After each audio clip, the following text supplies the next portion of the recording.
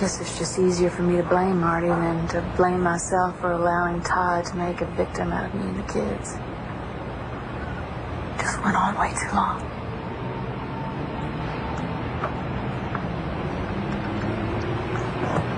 Why? I don't know. I just thought, you know, maybe he was going to change.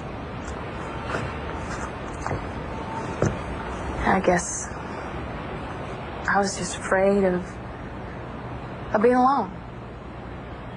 Like I was when I was a kid going from foster home to foster home.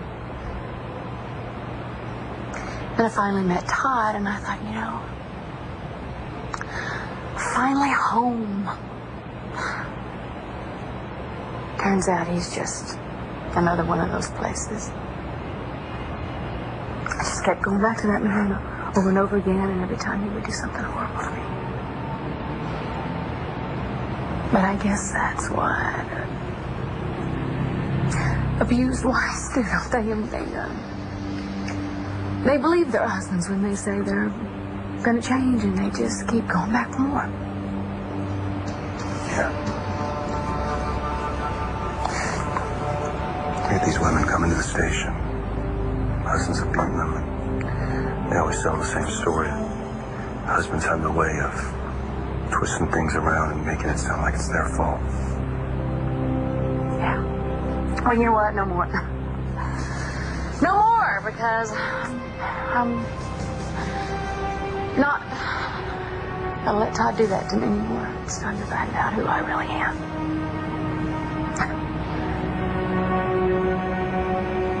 Please tell me what happened.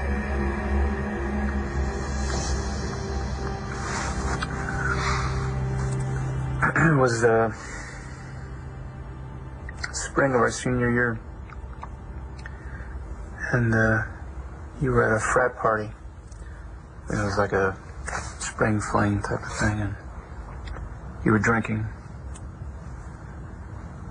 And I was there, but we weren't together.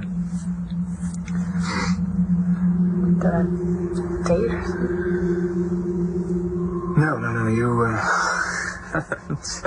didn't have very many friends at that point. Unfortunately, everyone knew who you were, but... It's bad reputation. No, I think you were misunderstood.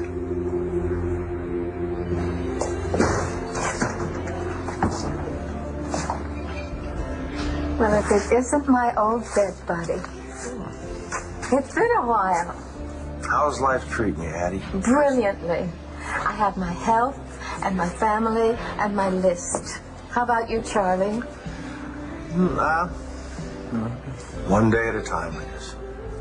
If you don't mind my saying so, it looks as though this day has taken its toll. One could say that. Tell Mama. What's getting you down? My girl and her boyfriend are putting me back together, so I don't want to wreck it. That's why I need to be the best dad I can be. You keep saying your girl's kid. Yeah, no. That's because he's not really my son. How much time do you have? Brody, we've talked about this. I know, and I'm tired of talking. Well, I'm sorry if I've given you any mixed signals, but talking is where I draw the line. Let me get this straight. I'm not married. You're not married. We're living together, raising Shane as our son. Okay, but that's the thing. He's not our son. He's my son. Mine and...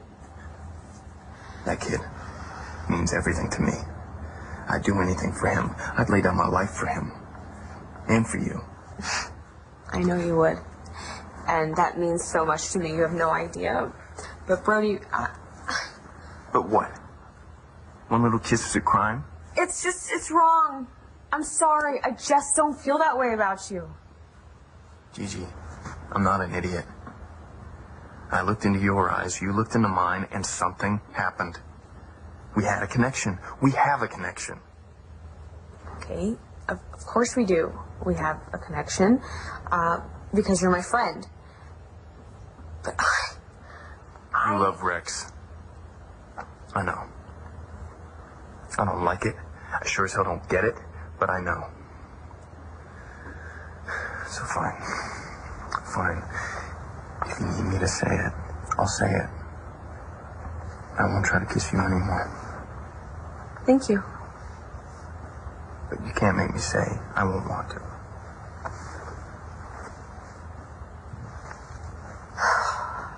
You think this is some sort of selfish act on my part? After what I did for you tonight? Dorian, I know what you did for me. That's why I wanted to see you. You were dead as the proverbial doornail. If it were not for my intervention, you would be downstairs in a drawer with a tag tied to your toe. How vivid. How true. I know. I owe you for saving my life. And I thank you. You're welcome. And I'm sure if the shoe were on the other foot, you would have done the same for me. Well, I would certainly never want you to die.